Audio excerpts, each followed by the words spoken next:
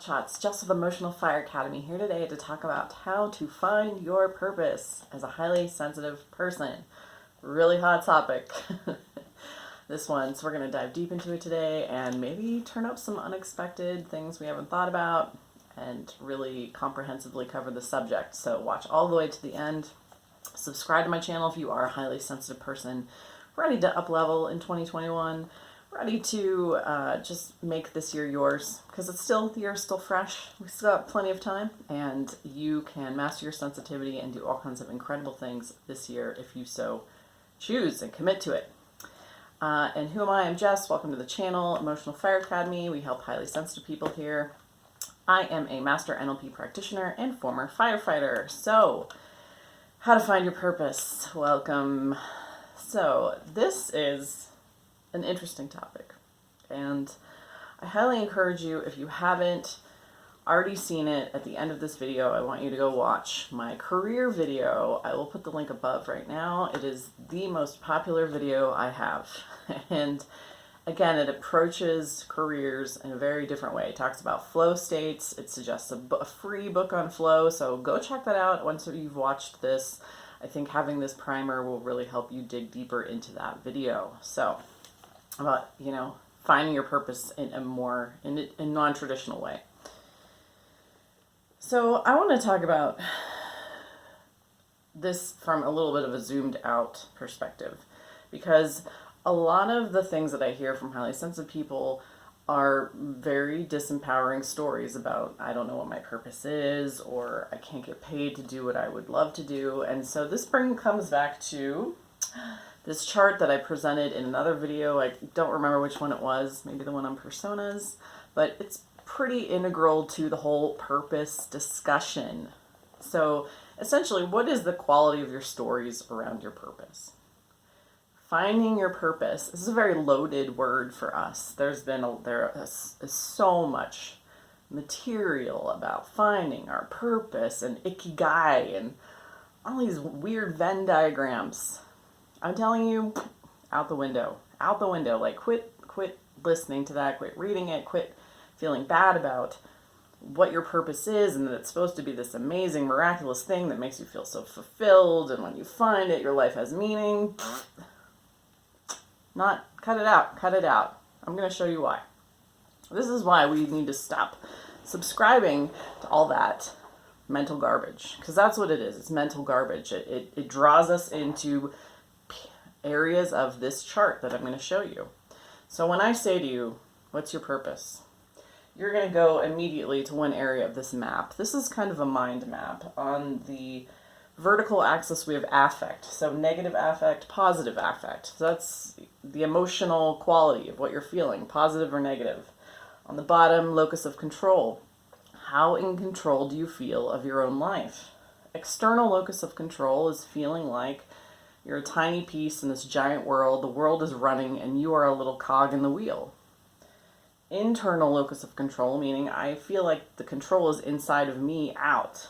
Internal locus of control is for those people who feel like I can do anything. I can step into a situation and do anything because I am the operant power in my reality. I am the one controlling the hologram. Because really, this is what life is a hologram. We're in a matrix. And when you develop an internal locus of control, you can step into the hero state because you know that you can do anything. You can literally do anything. You can literally step into chaos, do what you need to do, and then exit the chaos without being affected by it, because you know that you have ultimate control over your internal world, and that is what affects the external world, as opposed to the external world affecting us.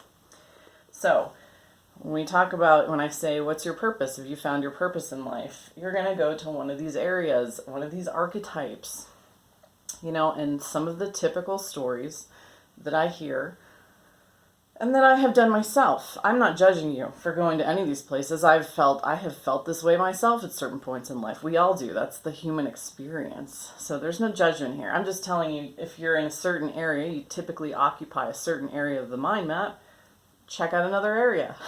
So what are some things you'll find yourself saying if you're in the victim area? I really don't know what my purpose is. I've never been able to find my purpose in life. I don't know what I'm doing. I don't know that I'll ever find my purpose. Those are very disempowering thoughts, and thus the emotions associated with them are very disempowering, very overwhelming, you feel like you don't have any control over it. You feel like you're lost to whatever this purpose is on a pedestal, this amazing finding your purpose concept. Again, there's a power play, and I've talked about this before, where you put the story of finding the purpose above you. You're looking up at it and thinking it's far away and you can't quite get it. So what are some things we find ourselves saying if we are externally locus of control but feeling positive? Oh, I'm really lucky to have this job. This job really gives me purpose. But in the back of our mind, we're like, oh, if I ever lost this job, I'd be screwed, Or I feel really lucky to know what I'm doing and to have found a place in the world doing it. That is, we can feel positively and still feel like we're a little cog, but that we are making a difference. But there are other areas we can occupy. So what are the other areas? Internal locus of control with negative affect is the bad guy. So what is this archetype? What stories will we tell about our purpose when we're occupying the bad guy archetype? I know what I want to be doing, but I'm not doing it. I know I should be doing this. There's a lot of shoulds. You're going to find yourself using should a lot. I know I should be, doing this because I'm really good at it, but I'm not. I should be doing it, but I'm not. And then that elicits a lot of shame and guilt. We feel kind of shame and guilt if we're down here in the bad guy archetype or bad girl archetype. So what is the ideal? Which one creates the most positive emotions? Obviously, that's the hero.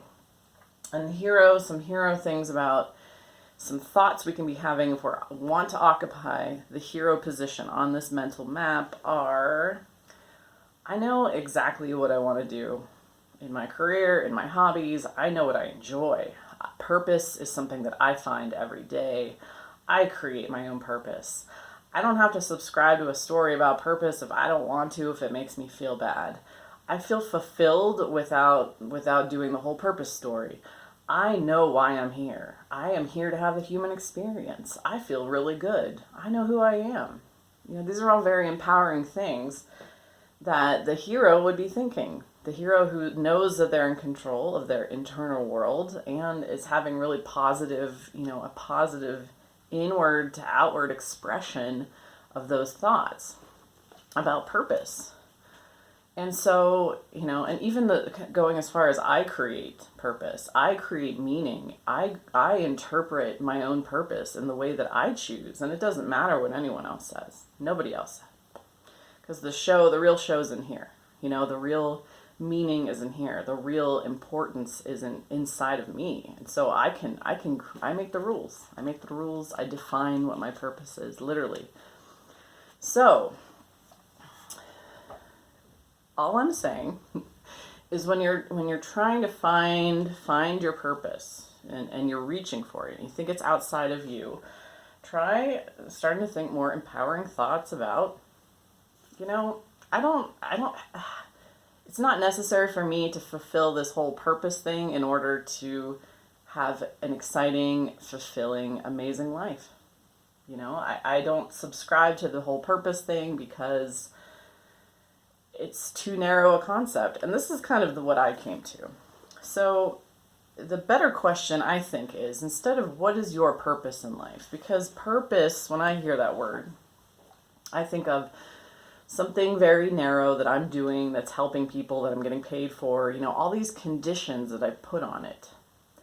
And I have worked jobs where I thought I was doing that. Firefighting is one of those jobs where I was like, wow, this is the most altruistic, meaningful job there is.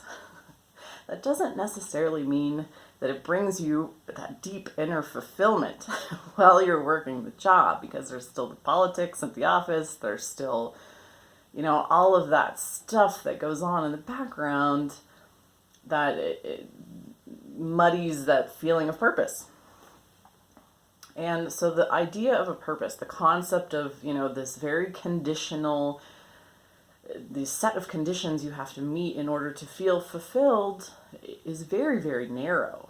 And I decided a while back that instead of trying to chase after that and meet all those conditions and align all those things, which you can do, let me tell you, if you get really good at being a hero most of the time, you can make those things line up very quickly. If you subscribe to manifesting and that is the path you're on, you can do this.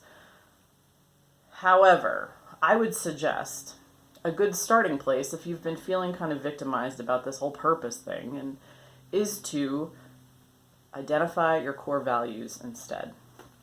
What are your core values? Your core values are essentially the 4 or 5 major qualities that you embody as a human being.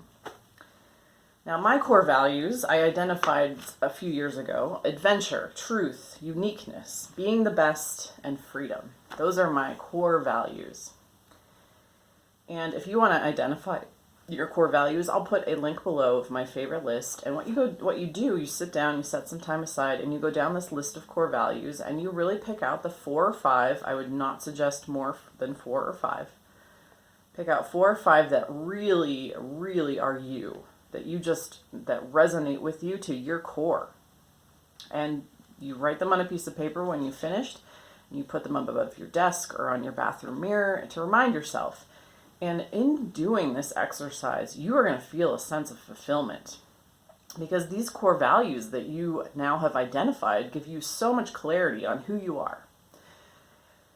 And then the fun part is intentionally acting from those core values, and having 4 or 5 of them, as opposed to this really limited, narrow purpose in life, it gives you way more flexibility.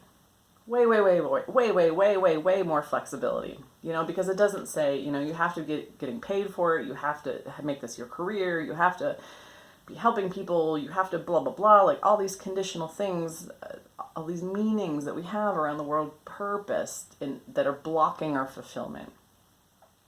I guarantee you, if you do the core values exercise and you live from those core values, you will feel fulfilled. You will feel clarity. You will feel like, wow, yeah, I am really embodying this today. And it will help you make decisions about your career, about where you're headed next, about what you do in your free time, because you're honoring, when you identify them, you have the clarity then to honor them and, pursue them very unabashedly without any other, and they're so personal. They're so personal to what does uniqueness mean to me? What it means to me, what it means to somebody else is so different that it then allows you to express yourself in a more meaningful way. And so I would suggest, instead of trying to find your purpose and this very narrow, limited story, identify your core values instead. Live from them. Write them down. Live from them every day. Make decisions from them. And you can consider them your counsel of 5, or 4 or 5. You can consider them your counsel. When I'm trying to make a decision, what would the adventurous me say? What would the being the best me say?